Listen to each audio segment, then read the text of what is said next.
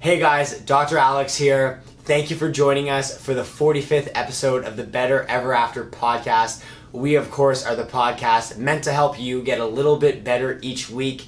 As you can tell, I'm not a little bit better each week, or this week specifically. I've got something going on with my throat. I sound like the DeMaurier man, but it was getting close to release time. Had to do the podcast on schedule because I've got some good content for you guys today. Something that I've been thinking about a lot the last couple of weeks. Something I think it's going to really help you to improve your health in the long term and have a better idea of what you should be doing on a daily basis. And what I've been thinking about lately is what I'm most scared of in the world, or what is the greatest fear that I have when it comes to life and specifically my health. And that is spending one day on this planet or more where I'm not able to do what I love. And what I'm specifically talking about is making sure that my health span is as long as my lifespan. Because the day that I'm not able to cycle, travel, or go for a bike ride, or able to enjoy this amazing planet that we live on is going to be a soul-crushing day. And it is one of the greatest fears that I have, because one of my passions, as you guys probably know, is being outside, whether that's cycling, swimming, or traveling to amazing destinations around the world. And we know that we make decisions rarely based on logic, but usually based off of emotion. And fear is one of the strongest emotions that propels us to make decisions.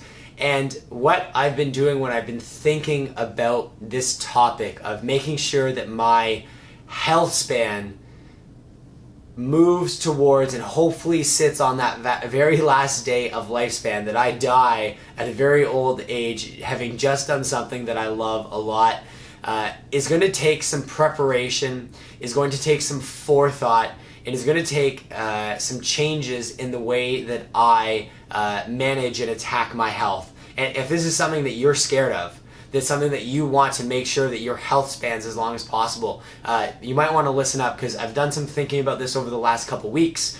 It was spurred by a podcast I listened to from Dr. Peter Attia, who's a very high-performing athlete, Canadian physician practicing in the States, making his round on all of the podcasts. He has his own. I highly recommend it. I'm always listening and linking to it. And so he was talking about changing his training from ultra-endurance swims and bikes and lifting heavy in the gym to preparing for the centenarian Olympics. The idea being that when you are 100 years old, what is your body and what is his body going to have to be able to do on a daily basis physically to enjoy his life so that he has a long health span. And it's simple things if you're a 20-year-old, but things like being able to get down on the ground to play with your grandkids, being able to do a squat, being able to lift stuff into the overhead compartment if you're putting some luggage away because you're flying off to go to Machu Picchu. It's stuff that's relatively simple now, but proves very challenging as we get older. And the reason why I think it's important to hone in on what our ultimate goal is, to isolate what our ultimate fears are that are going to motivate us the most, is really important, because in order to achieve these long-term goals, you really have to start training immediately, or at least changing the way that you think about your health on a daily basis.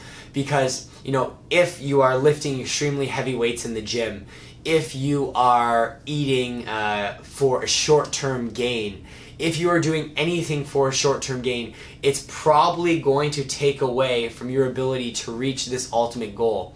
An example in my own personal life is the cycling that I do. Biking 300-400 kilometers a week is probably counterproductive to this ultimate goal that I have. We know that athletes like myself that do this type of thing are more likely to get atrial fibrillation, and it's going to change my body in a negative way that will not help me when I'm 100. Hopefully, fingers crossed. And so what I'm hoping to do with this podcast is, number one, make you think about what is the ultimate goal. Is it to make sure that health spans as long as possible? or maybe you are training for an event in the short term that is more important right now and might detract from that later goal. Or maybe you just want to, YOLO it and say, hey, I just want to enjoy the moment right now. That's okay. It's all about what you want and what your goals are. But if you want your health span to be really long, it's to initiate some thought to think about every single day what we do matters, establishing rituals and routines that we can sustain for a lifetime, that are going to move us closer to being able to compete in the centenarian Olympics, who can crawl around the most with their great-great-grandkids, or who can lift the most things into that overhead compartment. What we do now is going to matter. And the beauty, I think, of thinking about our health and our goals this way is it really simplifies things. We can incorporate things on a daily and a weekly basis that if we are able to repeat ad nauseum, they're going to maybe not guarantee, but at least give us a very, very good chance of accomplishing these goals later in life, and help us better select the things that we do, that we can either make a value-based decision. Do I want to be doing a 400-pound squat, or do I want to be doing this potentially risky behavior, whether that's movement, nutrition, recovery based? Do I want to be making that risky decision that might compromise my health span in the long term? And so I think with this podcast, I really just want to get you guys to start thinking about this. And in terms of if it's thinking and if it's motivating you to change what you are doing on a daily basis, I would frankly start with movement. And that's where you could go do one of two things. If you want the gold standard, go download our Move curriculum, which I will link in the show notes. That's the gold standard for movement in terms of mobility, soft tissue work, and lifting things that will make you stronger.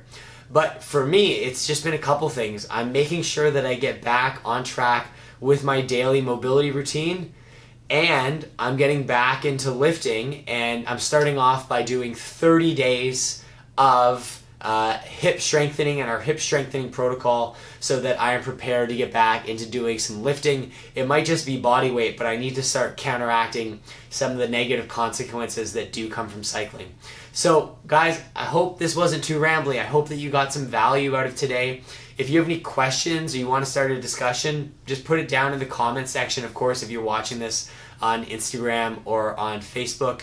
And again, I hope that this makes you more aware of the idea of a larger health span, spending fewer days at the end of our lives sick and with morbidities that stop us from enjoying what we like, and getting you to think about the idea of rituals and habits that we can do on a sustainable long-term basis that are going to give us a better guarantee of our health being better when we are older.